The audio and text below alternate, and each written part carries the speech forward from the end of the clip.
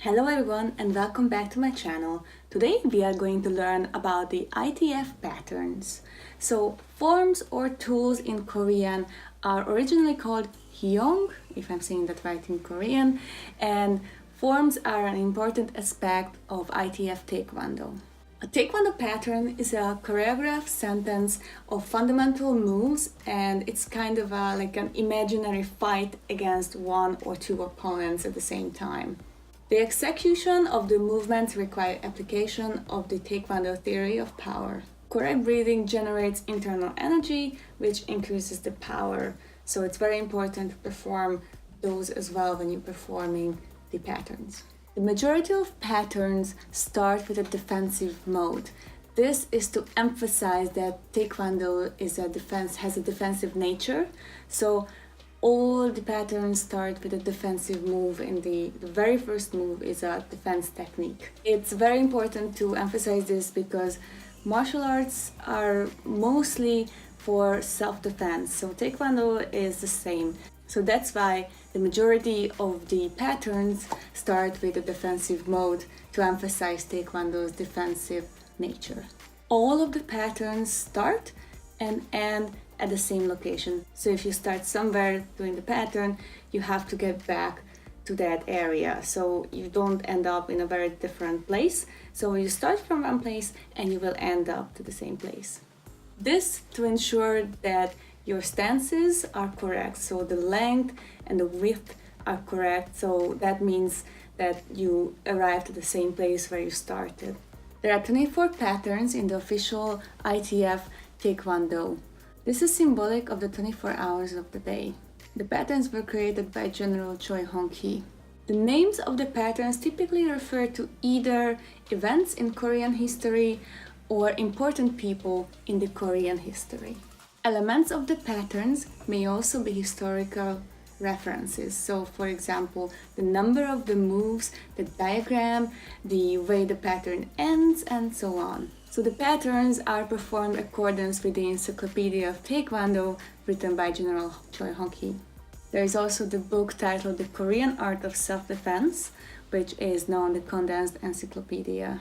This is a single condensed encyclopedia of approximately 770 pages, and there is a section dedicated to the 24 patterns. There are also 3 fundamental exercises named Sajuchirgi, which is the 4-direction punch, the Sajumaki, which is the 4-direction block, and the Saju Tulgi, which is the 4-direction thrust. We usually don't teach or learn the latter one, but the Sajuchirgi and the Sajumaki are the pre-exercises before you start doing the first pattern, which is called Chanji. Sajuchirgi and Sajumaki are basic defense exercises taught to beginners of the Taekwondo. So the color belts, there are 10 groups. So you start from 10 and you end up at the first group. And then you get the first belt, the first dan. So for the colored belt patterns, there are 10 patterns that you have to learn. And then for the 11th, that's for your first dan. So the 10th group is just no form, just the basic exercises, which are the Sajuchirgi and the Sajumaki. The 9th group is when you do the Chanji, which is the 19 movements first pattern. The 8th group is the Dangun. The 7th group is the Dosan. The 6th group is the Wonyo. The 5th group is the Yulgok. The 4th group is the Chungun. The 3rd group is the Toigi. The 2nd group is the Horang. And then the 1st group is the Chungmun. Then for your first dan, you have to learn the Kwangge. For the first dan again, you have to learn Pon and Gebek. For your second dan, black belt degree, you have to learn the Eyam, the Chungjang, and the Juche. For the third dan, you will learn the Samil, the Yushin, and the Choyong. And then for the fourth dan, when you get to that level, you will learn the Yongge, Ulji, and Munmutoa. For the fifth dan, you have to do the Sosan in Sejong, and then for the sixth dan, you have to master the Tonggil tool. So a pattern is a systematic, prearranged sequence of martial techniques that is performed either with or without the use of a weapon. In Taekwondo patterns, we do not use weapons, so we just use the hands and the legs and do kicking and punching techniques. In a traditional dojang, the patterns are used primarily as a form of interval training that is useful in developing power, kinetics, and mental and physical fortitude. Patterns may resemble combat, but artistically they are non-combative and woven together, so they should be effective conditioning tool. One's aptitude for a particular pattern may be evaluated in competition. In such competitions, patterns are evaluated by a panel of judges who base the score on many factors, including energy, precision, speed, and control. The standard ones are the more popular when people are just performing the standard 24 patterns. It is also important to say that you have to adopt the sine wave approach for doing the patterns. So the history of forms is very interesting because authors typically attribute Taekwondo's adoption of the patterns to the influence of the Okinawan karate on the original 9 kwans of Taekwondo. In karate, forms are called kata. Kata, in turn, are believed to have been inspired by forms used in Chinese chuanfa and kempo. So usually you are on a tatami and you perform one type of pattern and the other person next to you may perform the same one, or when you get a little bit later on in the competition, you perform one and the other person performs another one, depending on what the judges give to you. It's usually generated by a computer system, so the computer tells you you have to do, for example, the chanji and your partner is going to do the dosan. Usually in the first couple of matches, the two people stand next to each other and they perform the same pattern. Performance of the patterns is typically evaluated by the judges using technical factors. These can be the stances, the blocking, the punches, the strikes, and the kicks.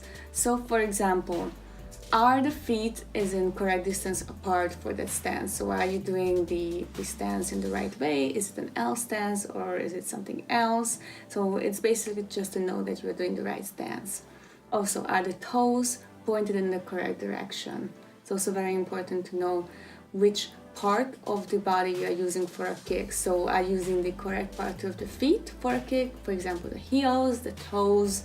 We don't use the toes obviously, but we are using the instep or the side of the foot, or what is it correct in the technique. And is your weight distributed evenly when you're doing the kicks? You are not falling over when you perform a kick during a competition. That's very important. When we're talking about the blocking and the punches and the strikes, it's very important that to see that the arms were chambered correctly prior to the movement. So you are not just doing anything with your arms, but you actually know what to do. Also, it's very important to see whether the arms travel along in a correct path and finish in the correct position, and your technique is correct in a way that before and during after the movement your hands are properly shaped, so you know whether it's a punch or a strike, and the wrists are also held correctly. So for example, you don't do this because this is not a technique, but you do this. For example, if you have to do a sonka.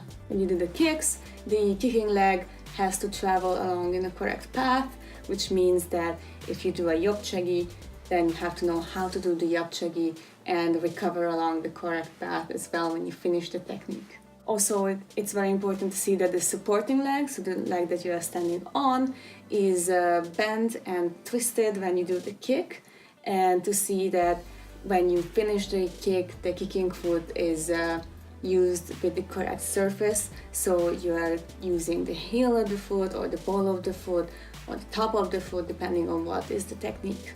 Also, it's very important that there is always a yell, or called ki-hap in Korean, at the end of the pattern. So generally when you finish the pattern, you yell the name of the pattern. So you finish with the last technique and then you say the pattern's name out loud. It's called ki-hap. And it's also very important that when you do the patterns, you are doing the breathing correctly.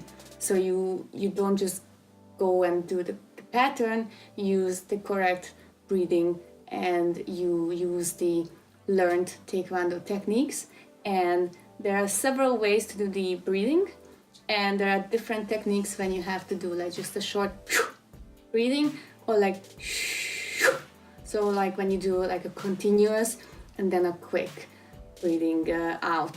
It depends on what kind of techniques I'm doing. We have tried to do some of this in the videos, so I'm gonna link them somewhere here so you can learn and see more about the Taekwondo patterns.